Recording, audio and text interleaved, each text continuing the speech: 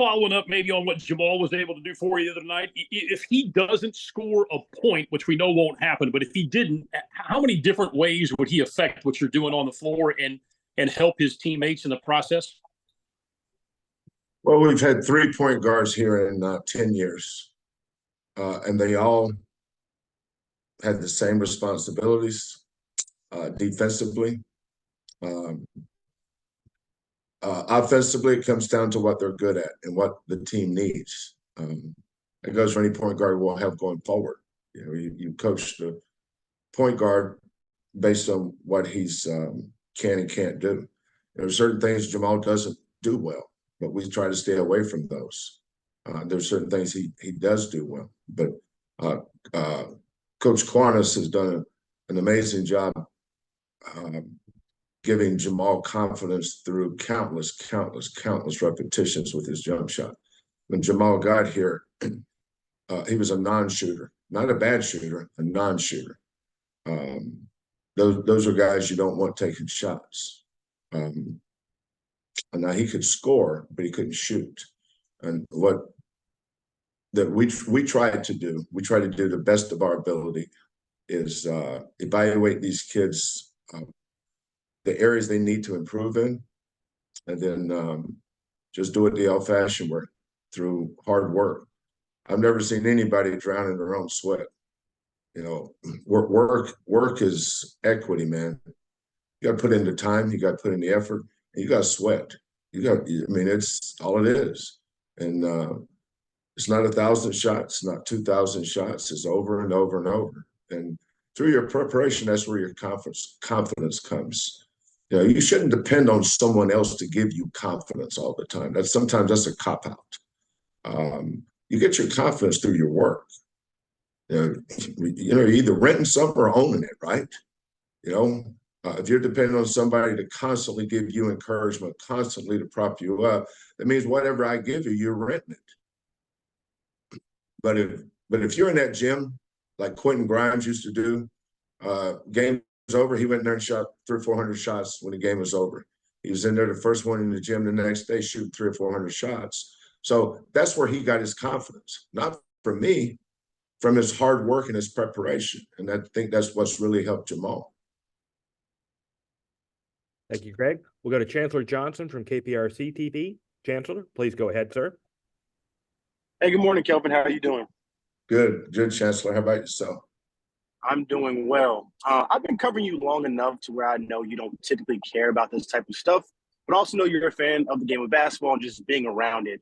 Having an opportunity to go on the road to play one of the quote-unquote blue bloods of basketball, one of the top coaches, one of the top fan bases and everything like that kind of surrounds the Kansas program. Just in general, what kind of comes to mind for you when you think about Kansas and the opportunity to continue to play them, not just this year, but this will be the reality of, playing them in the Big 12 for years to come?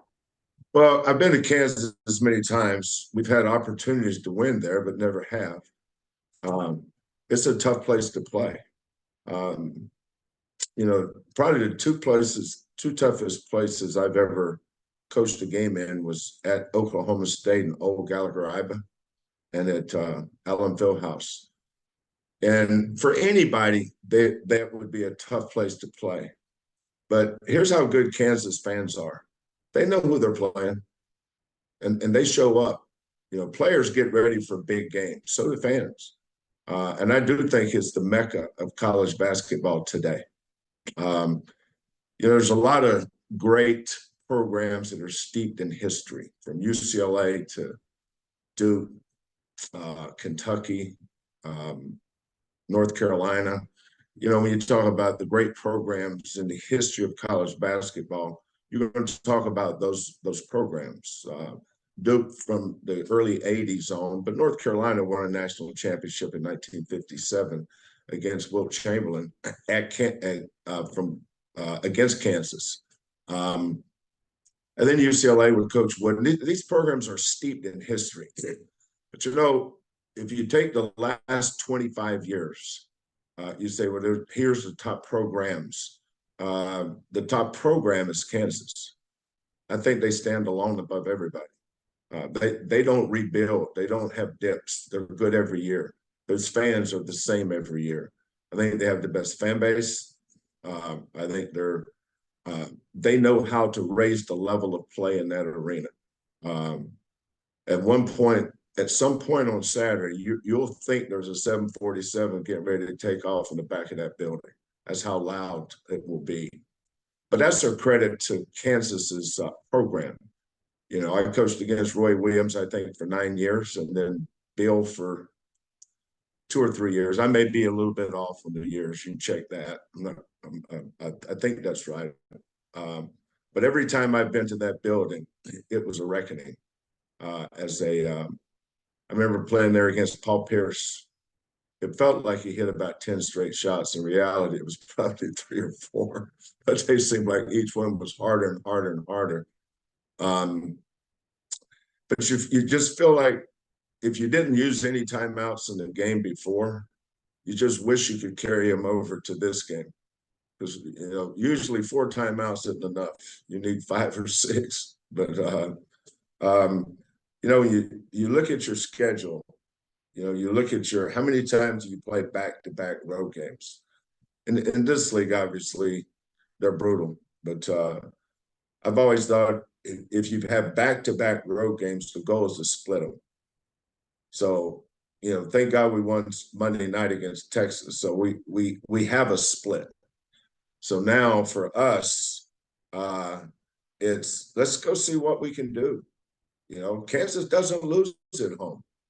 You know, I don't care who it is. Connecticut's arguably the best team in the country, right? Well, they've already lost at Kansas. So let's put this thing in perspective. You know, Kansas is Kansas. I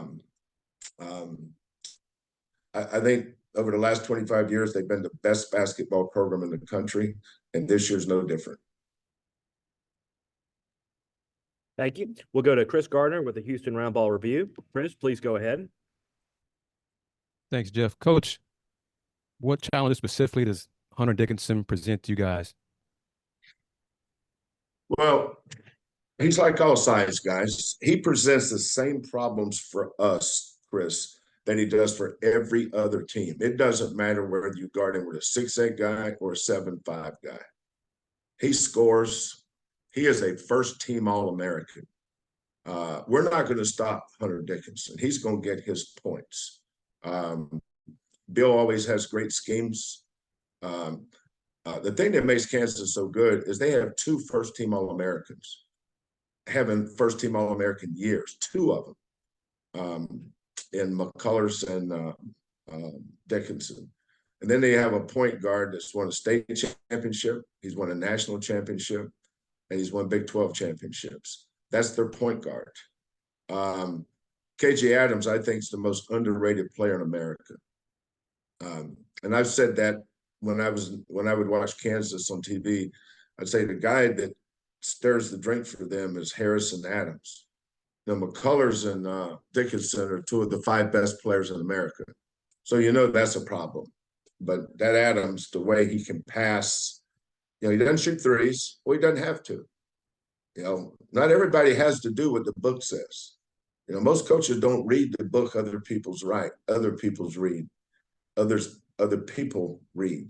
I just love the way Adams plays. He just if he was a washcloth and you just wring him out, it would just flood with winner in him. He's just a winner. Harris is just a winner. All those guys make Dickinson better. He doesn't work without them. You know, they need him. How many times does Adams come up, goes to short roll? He gets a pocket pass downhill, 3-on-2, and he always makes the right decision. And a lot of times it's to Dickinson for a dunk. So that's why it's not guarding Dickinson, it's guarding him in their schemes. But he's going to score. There are 2 All-Americans who can do what they do all the time. You know, we just got to battle, man. I don't know that I can come up with a game plan that's going to say we're going to stop this, this, or this. Sometimes you just got to be who you are, and we're going to do the best we can at that. Thank you. We'll go to Joseph Duarte from the Houston Chronicle. Joseph, please go ahead. Good morning, Kelvin. Good morning. Kelvin, before I ask what I was going to ask, I want to follow up on Chris. McCullough missed the last game with, I believe it was a bruised knee. In terms of preparation, I assume you. Bill's already come out and said he's good to go. Oh, he's good to go. Okay. 100% ready to go. Okay. Well, also defensively, I wanted to ask you, you pre-NBA, when you were in the NBA and post, how much of the time with the NBA influence some of the stuff you do defensively now? Did it open your eyes differently seeing things, or did you sort of not come out of it with a lot of changes from maybe what you did before you went into the NBA? I would say the NBA opened me up to other ideas. One of my first days in San Antonio with the Spurs, the day I flew into San Antonio, Pop picked me up at the airport. I had a job with the Spurs, so I had to go down to baggage claim, and he looks at me and he goes, "Oh, by the way, we got to hurry back because we've got shoot around because we're playing the Pacers tonight, and then when the game's over, we're going to fly to Phoenix." So that was all within me getting off the plane.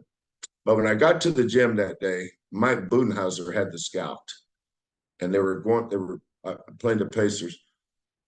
And that was an eye-opening experience for me because my assistants always did the scout, but we guarded pick and rolls this way. We did this way. We were successful in what we were doing, but they prepared that game to guard the pick and roll on the side differently than they did the middle. And then if it was in the slots, it was different than they did in the middle and the side. And I was just standing there mesmerized. I said, wow, it's pretty good. And then the game that night, as I sat behind the bench and I was watching, they had a coverage called center field where Tim would, and they were very specific in how far he wanted to drop behind the screen. And then I was in Canada coaching the Canadian senior national team with Jay Triano. And I started seeing how a lot of the international coaches were doing it. So between coaching the NBA and coaching international basketball, I just got my eyes opened up on a lot of things. And I said, it was such a blessing for me to be able to learn. And I had a little composition notebook. I'd write stuff in and make notes. And one of these days I'm going to find that book because that's where I put all my ideas. And they don't always work, but I think coming back to college after leaving college, I was a lot more flexible and I had a lot more fun doing it because I had seen so many different ways, and you take a little bit here, a little bit there. I still believed in certain things that we had always done defensively. And I just kind of put them in a bowl and mixed them up and said, okay, we're going to do this. So we don't always guard. Like against BYU, we had to adjust during that game. We started off in a certain coverage and they were killing us in a certain area. So I didn't even call timeout. We have a call for our coverages. So I flashed what coverage I wanted us to be in. And that buoyed us for a long time, kept us going. And then Coach Pope made another move and we had to go to something else. But the good thing is we have multiple ways to defend coverages. They don't always work. To start the second half, Texas was chopping us up. But a lot of that wasn't necessarily the scheme. It was the attitude and the effort. When you combine scheme, attitude, and effort, that's when you got something special. It doesn't matter what your scheme is. There's some really smart guys out there that way smarter than I that can do stuff, but their kids don't play very hard. It all comes back down to attitude and effort that makes your scheme work. The scheme doesn't make the attitude and effort. It's the other way around. Thank you, Joseph. We'll go to Chris Baldwin with Paper City, Houston. Chris, please go ahead. Hey, Kelvin. How often do you work on those sideline out of bounds plays, and how has your approach towards those changed over the years? You guys not think I used to run sideline out of bounds plays? I mean, you guys, I mean, we're pretty good at Washington State and Oklahoma now. We did okay. They had sideline out of bounds plays then too. Sideline out of bounds plays are specific to where the foul occurs. Anything on the side in the NBA, if a foul occurs, the ball's taken in on the side out of bounds. Almost every late game situation in NBA is designed for side out of bounds. Now, college is different because everything's designed for the baseline out of bounds. So, like any coach, and I'm not unique in this. You know, we work on our late game twos, late game threes, baseline, sideline. We haven't had to use it maybe once or twice all year, but you don't want to get caught with your pants down in those situations. So we don't work on that every day, Chris, but because a lot of these games, these teams the games are coming so fast for us that most of your time is spent on preparation on how you want to guard these. You know, a team will have 3 or 4 favorite actions they like to run, so you have to be prepared to defend all those actions. And beside out of bounds and baseline out of bounds in college basketball is a lot like special teams in football. You know, you have an offensive coordinator, defensive coordinator, then you have a special teams coach. Well, special teams in basketball is late game situations, baseline out of bounds, side out of bounds. We screwed up a late game situation at the end of the TCU game. We have a call there. I'm not going to tell you the call. Is if we're not going to call timeout, we do. But we had an inexperienced kid that hadn't been in that situation, and we screwed it up. And you know, when that happens, you know what? I've got to do a better job. That's what it all comes down to, man. Coach got to do a better job in those situations. And we had the same thing happen to us at Wisconsin a few years ago in Maui. Same exact thing. We screwed that up too. Then later in the year, we had the same exact thing as Wichita State, executed it perfectly. So basketball is all about failure.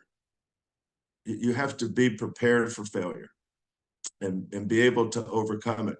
Because when you're coaching 18 to 22-year-olds and it gets down to late game situations, there's always going to be failure in there. They're not robots or machines. They're going to screw something up sometime. But as a coach, I don't get mad at them and scream at them for that. We get back on we go back to the court and we watch film and we say, okay, if this occurs again, this is what we want to do. But I've learned to accept failure over the years. Thank you. We'll go to Richard Justice with Texas Monthly. Richard, can you hear me? Go ahead with your question.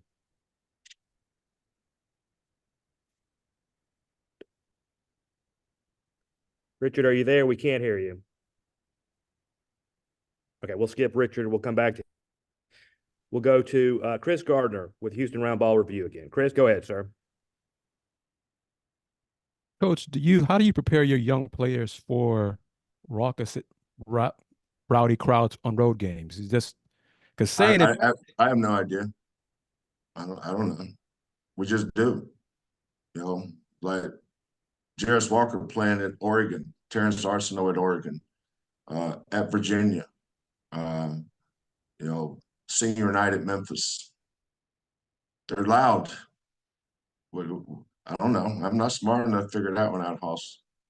You know, just play our game. I've yet to see a fan block a shot or make a basket, but they do influence the game. There's 13 people out there, and trust me, they influence all 13 of them. We'll go to Joseph Duarte. But composure, but Chris, they're going to make mistakes. I'm a coach. I get it. They're going to make mistakes. You know, I'm not going to cut them. You know, I'm not going to send them to the locker room.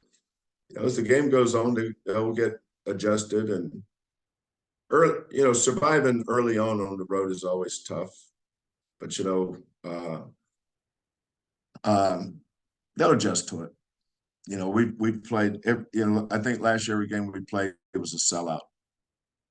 Now we've never played in something like this before, and it'll be a shock to the system early on, but then hopefully we'll settle in. We'll go to Joseph Duarte again. Joseph, please go ahead. Kelvin, speaking of young players, what does a moment like that overtime play that JoJo made do for a kid, or can it have some good effect in terms of confidence and coming up big in that moment when you needed a play like that? Sure. I think we've had 80 practices thus far. JoJo was a November baby in November. He didn't know whether he was on foot or horseback half the time. He was learning stuff, and it's almost like overload to his brain. So most people don't remember him in November. I remember him in high school. I remember that we wanted to get him committed and signed before he got to July, because once you get to July, other people would see what we had already seen. We evaluated that kid early. But JoJo has really good basketball instincts, and we try to evaluate kids that we think can fit the way we play. For instance, a kid that is long, has good wingspan, is athletic, and the way he plays fits the way we coach, and we coach the way he plays. We felt like J1 was like that, Justin Gorham, Reggie, all our guys. We have a lot of guys that look the same, if you will. But JoJo's a little bit different than all of them at the same stage. Most of these kids came in here. We got Fabian as a high school kid. We got J1 as a high school kid. We got JoJo as a high school kid. Devin Davis transferred from Indiana via, I think it was Odessa. Justin transferred from Towson. Josh Carlton transferred from UConn. So we've had kids, high school kids and portal kids. JoJo is different in that he's nowhere near as good as he's going to be. Some of these kids, might have been 3/4 up to their ceiling when we got them, and our job was to get them to their ceiling. JoJo was probably 25%, maybe 10, maybe 15. He had a long way to go. He was not nearly as polished as the rest of them, but he had more potential than any of them. I think he has the highest ceiling of any of our freshmen that we've brought in. And he's moving. The needle's moving with him. There's not a day goes by. He had an awesome day yesterday, just working on things. He's scoring the ball better in practice than he scored in the games. But that's what freshmen do. They play better in practice than they do in the game until it clicks. And then when it clicks, you go, wow. But, it doesn't happen in the game. It happens in practice. It's confidence now. And the one thing we do, as much as I get on them about certain things, is we never get on kids about failure. Failure is important. You can't be afraid of it. It's the first step on the ladder to success is always failure. You got to fail. You fail your way to success a lot more than you fall your way into it. I know that. Thank you. We'll go back to Chancellor Johnson, please. Chancellor, please go ahead. Hey, Kelvin. Obviously, I know your focus is on your own program, but I am curious when you do kind of check on the conference and maybe see how other teams did, or just watch tape. How do you kind of go about that? Maybe like on a day where you guys aren't playing, do you what's your routine there? Do you maybe get home, maybe check out a game or half of a game? Do you check in the morning paper? What do you kind of do? No, I don't watch other games much. What was I doing last night? Karen and I talked a long time about something. She was going on. She had a rant about something. So that was and it was intriguing to me. She keeps me up to date on anything current with the news, with what's going on in the world. If she didn't, I would have no idea. And then I'm probably more apt to watch a NBA game than I am a college game. It's hard for me to watch a college game for more than 10 minutes. But I like to watch NBA games for this reason. Like when we designed the second floor here with all of our renovations, I did that where I tried to stay up to date because of what LSU football, Clemson football, Alabama football, Georgia football, some of the NFL stuff. Look, Lauren and I are constantly looking at what other teams are doing. Because, we like to steal their ideas. Well, I like to steal NBA guys' ideas. I know when the timeouts are coming, I like to see what they're running at their timeouts. What's the first play of the third quarter? Last 2 minutes of the game, the ball's inbound on the side. What are they running? I like to see if there's ideas. I just love learning from the NBA, especially certain coaches that just keep you current. And I've been doing this a long time. I have no idea how much longer I'll do it. But I still like learning. It's the thing that probably gets me excited more than anything else. It's just learning from other people. Thank you, Chancellor. But as far as the standings, and I don't care about any of that stuff. I don't even know what standings are. I know what our record is, but I know that you can lose every game you play. So why are you getting excited about today? There's nothing to get excited about. Thank you. We got time for 2 more questions. One of them will go to Chris Baldwin. Please, Chris, go ahead. Kelvin, Jamal's getting more buzz for some major awards now. Did you think that people have gotten smarter about stuff like that over the years and not as focused on maybe scoring average solely like they have been in the past? Has that changed with analytics? No. In 2003, I flew to Los Angeles. They put a tuxedo on me for the Wooden Awards. James Worthy from the Lakers was the host, MC. Sat there and talked with Coach Wooden for a long time because we got to know each other doing some clinics. And from my days at Washington State, he would always get there early and sit behind our bench. And he was a nice man. He just a nice man.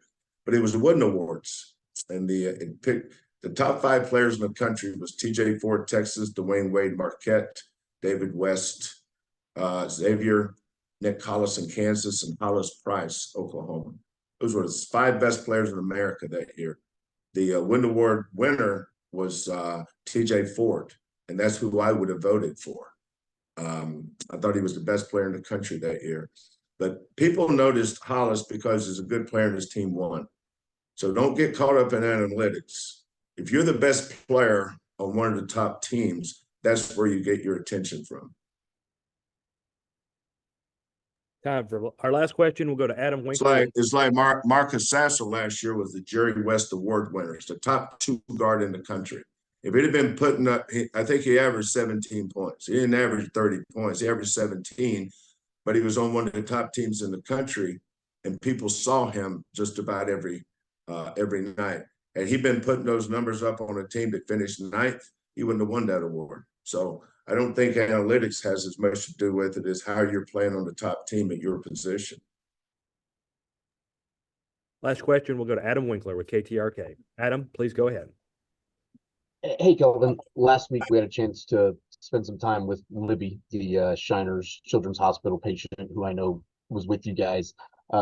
She's at the Shrine Bowl. She was on the NFL Network yesterday, drawing up some offensive plays. Just wondering what you and your guys got out of that visit with Libby. Oh, that puts a smile on my face. I love Libby. I love her mother too. We have great kids. We really do.